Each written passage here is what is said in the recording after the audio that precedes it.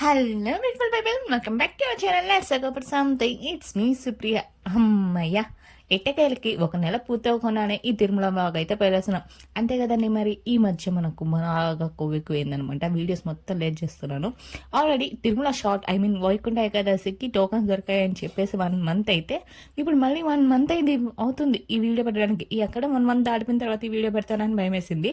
ఆఖరికైతే పెట్టేస్తున్నాను. ఈ బ్లాగ్ మొత్తం కూడా నా ట్రావెల్ ఎక్స్పీరియన్స్ గురించి మాత్రమే ఉంటుంది. ఈ వీడియో వచ్చి 12th అనమాట. 13th భోగి అంటే 12th దగ్గులతో తుమ్ములతో మొత్తం కూడా హెల్త్ బాగాలేకపోయినా కానీ ఎలాగోలా పోవాలని చెప్పి గట్టిగా సంకల్పం చేసుకొని నేను, మా ఆయన, మా తమ్ముడు, మమ్మీ నాన్నగారం కూడా బయలుదేరేసామన్నమాట. యాక్చువల్ ప్లానింగ్ ఏంటంటే బైక్లో వెళ్ళాలని చెప్పేసి 2 బైక్స్ ఉన్నాయి. లాస్ట్ మినిట్లో మా తమ్ముడికి లైసెన్స్ లేదని తెలిసింది. ఎందుకు రిస్క్ చేయడం అని చెప్పేసి మా తమ్ముడు, మా ఆయన వచ్చేసి బైక్లో బయలుదేరేశారు. నేను, మా మమ్మీ ఇద్దరం కలిసి బస్కి వెళ్ళామన్నమాట.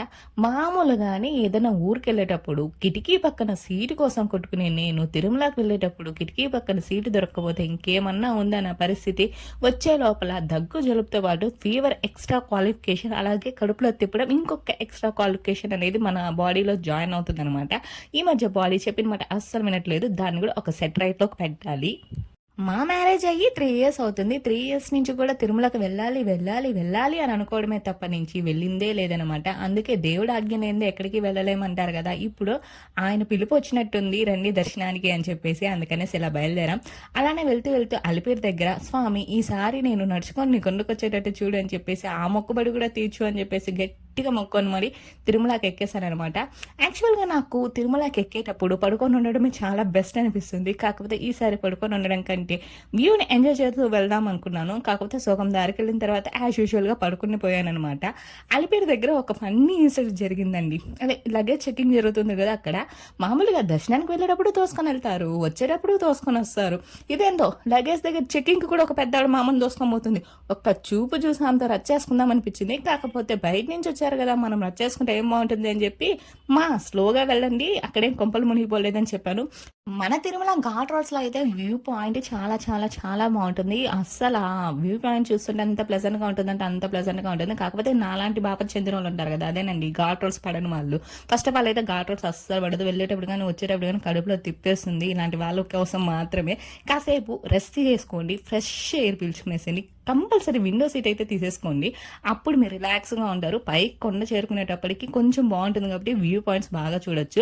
మా మమ్మీని చూసారా, పుట్టింటికి వచ్చినట్టు గబగబా వెళ్ళిపోతుంది. అదేంటో తెలియదు కానీ మా మమ్మీ తిరుమలకి వచ్చిందంటే చాలు పుట్టింటితోనే సమానం. ఎందుకంటే మేము చిన్నప్పుడు అక్కడే పెరిగాం కాబట్టి, మా స్కూలింగ్ అక్కడే జరిగింది కాబట్టి. ఆఖరికి బైక్లో వచ్చిన మా ఆయన, మా తమ్ముడు మమ్మల్ని వెతుక్కుంటూ మా దగ్గరికి వచ్చేసారు.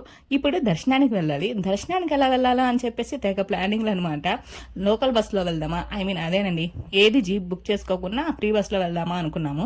ఎవరైనా సరే తిరుమలకి వచ్చినప్పుడు ఫ్రీ బస్ ఫెసిలిటీని మాత్రం యూజ్ చేసుకోండి. డ్రైవర్స్ని అడిగారంటే మీకు ఏ వ్యూ పాయింట్స్ ఉన్నాయనేది వాళ్ళే చెప్తారు. సో డైరెక్ట్గా వాళ్ళని వెళ్ళి అడిగి డీటెయిల్స్ క్లియర్గా తెలుసుకొనేసి దాన్ని యూటిలైజ్ చేసుకోండి. మేము దర్శనానికి వెళ్ళాల్సిన క్యూ పాయింట్ అయితే చాలా చాలా దూరంలో ఉంది. చూసారా ఎంతమంది ఫ్రీ బస్ కోసం వెయిట్ చేస్తున్నారు. ఆఖరి ఫ్రీ బస్ వచ్చింది. దాంట్లో ఇంచు కనీసం వేలు పెట్టడానికి కూడా గ్యాప్ లేదు. అందుకని నడక ప్రారంభించాం. దారిలో ఈ చెట్టు కనపడింది అనమాట. ఆ చెట్టుకున్న కాయలేంటో కూడా అర్థం కాలేదు. ముందర 2 అక్క తమ్ములు వెళ్తుంటే వెనకాల 2 అక్క తమ్ములు వెళ్తున్నాం. వాళ్ళిద్దరిని వదిలేసి మేము ఇద్దరం వెనకాల ఏం చేస్తున్నాం తెలిసిన, స్నాక్స్ తింటూ వెళ్తున్నాం. చెనికాయలు ఎత్తుకొని పోయినాం ఉడకబెట్టుకొని. దారిలోనే అవి తింటూ సగం దారికి వచ్చేసాం అనమాట. అలా నడుచుకుంటూ వెళ్ళి 12 గంటల క్యూ లైన్లో దూరిన వాళ్ళం 6:30కి బయటకు వచ్చామన్నమాట. బయటకు వచ్చేటప్పుడు మొత్తం కూడా తిరుమల విద్యుత్ కాంతులతో దగదగా మెరిసిపోతుందండి బాబు. ఆ లైటింగ్స్కి మంచిగా ఒక ఫోటో తీసుకున్నామంటే అస్సలు గ్యాపే ఇవ్వట్లేదు ఎవరు కూడా. మా మమ్మీ ఎక్స్ప్రెషన్ చూడండి, నువ్వు ఫోటో తీసుకుంటున్నావా వీడియో తీసుకుంటున్నావా అన్నట్టుంది. వీడియో తీసినానని చెప్పేలోపు నవ్వేస్తుంది. మా ఆయన వెనకాల నుంచి కమెంట్ చేస్తున్నారనమాట, నువ్వు వీడియో తీసినట్టే నేను చూసినట్టే అని. దానికి తగ్గట్టే నా వెనకాల వచ్చినాక ఒక ఎక్స్ప్రెషన్ ఇచ్చేసి వెళ్ళిందనమాట. ఏంటమ్మా ఈ పిచ్చి పనులు అన్నట్టుంది ఆ ఎక్స్ప్రెషన్కి. కొండ ఎక్కేటప్పటికన్నా కొండ దిగేటప్పుడు ఇంకా ఎక్కువ హెడేక్ వచ్చేస్తుంది అనమాట. అందుకని మా తమ్ముడిని మీ మమ్మీతో వెళ్ళరా అని చెప్పేసి భంగపడి నేను మా ఆయనతో పాటు బైక్లో వచ్చేసాను. మా తమ్ముడు ఇలా చెప్పడం మనసు అలా ఒప్పేసుకున్నాడు. దారిలో ఒక ఫన్నీ ఇన్సిడెంట్ జరిగింది చెప్తాను. మా మమ్మీ అక్కడ అంగడి దగ్గర వెళ్తూ ఉంది కదా, ఏదైనా తీసుకోవాలని చెప్పి అనుకుంటుంది. మా బుడ్డదానికి బొమ్మ కానీ ఏదైనా చిన్న యాక్సెసరీస్ కానీ. నేనేం చేశానంటే వీడియో స్పిచ్లో పడి మా మమ్మీని చూడకుండా వేరే ఆంటీ పక్కన పోయి నిలబడుకునేసి, ఏదో ఒకటి చూసుకో తొందరగా టైం అవుతుంది అనేసి అన్నాను. ఆంటీ ఒక లుక్ ఇచ్చింది. సారీ ఆంటీ మా మమ్మీ అనుకున్నాను అనేసి అంటే, పర్లేదులే అమ్మ అనేసి అనింది. ఎట్టో ఆంటీ నన్ను కొట్టేలేదు. ఇక ఘాట్ రోడ్లోంచి కిందికి దిగుతూ ఉంటే ఇక్కడ అలంకారం అయితే అమ్మవారికి చాలా చాలా చాలా బాగుంది. నేను ఎందుకు ఇన్నిసార్లు చెప్తున్నానంటే ఆ పుష్పాలంకారం చూస్తుంటే 2 కళ్ళు సరిపోలేదండి. ఇలాంటి డెకరేషన్స్ మొత్తం కూడా మనకు వైకుంఠ ఏకాదశి బ్రహ్మోత్సవాలు అప్పుడే చూడగలం అనమాట. బ్రహ్మోత్సవాలు అప్పుడు వస్తాం కానీ అంత రష్లో తీరిగ్గా కూర్చొని చూసే అంత ఓపిక అయితే ఎవ్వరికీ ఉండదు. అండ్ నా ట్రావెల్ ఎక్స్పీరియన్స్లో నేను చాలా హ్యాపీగా ఫీల్ అయిన ఇన్సిడెంట్ ఇదేనమాట.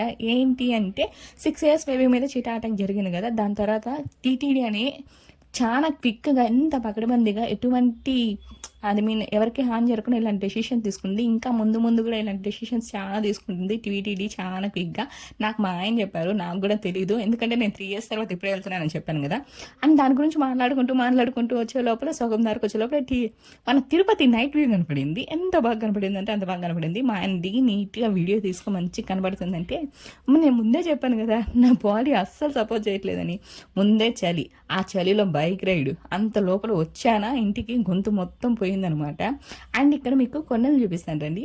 ఎంత క్యూట్గా కనపడుతున్నాయి అంటే అంత క్యూట్గా కనపడుతున్నాయి. కొండలు కూడా నీకు క్యూట్గా కనపడతాయి అంటే అంత అద్భుతంగా కనబడుతున్నాయి అని చెప్పేసి ఆ లైటింగ్కి నా ఫోన్లో నైట్ వ్యూ అస్సలు పనికి రావట్లేదు, కొంచెంగానే వచ్చాయి. కాకపోతే నాకు తోచిన వరకు షేర్ చేశాను. అలా అలా అలా అన్నిటి గురించి మాట్లాడుకుంటూ తిరుపతికి అయితే రీచ్ అయిపోయామన్నమాట. తిరుపతి కూడా అలిపిరి దగ్గర నుంచి కపిల తీర్థం వరకు ఫుల్గా నీట్గా డెకరేషన్ చేస్తున్నారు. అది చూస్తుంటే నేను ఎంత మిస్ అయినరా స్వామి ఈ 3 daysగా అని చెప్పి చాలా ఫీల్ అయ్యాను. ఇదే నా ట్రావెల్ ఎక్స్పీరియన్స్. నచ్చితే లైక్ చేసి, షేర్ చేసి, కామెంట్ చేసి, సబ్స్క్రైబ్ చేసుకోండి.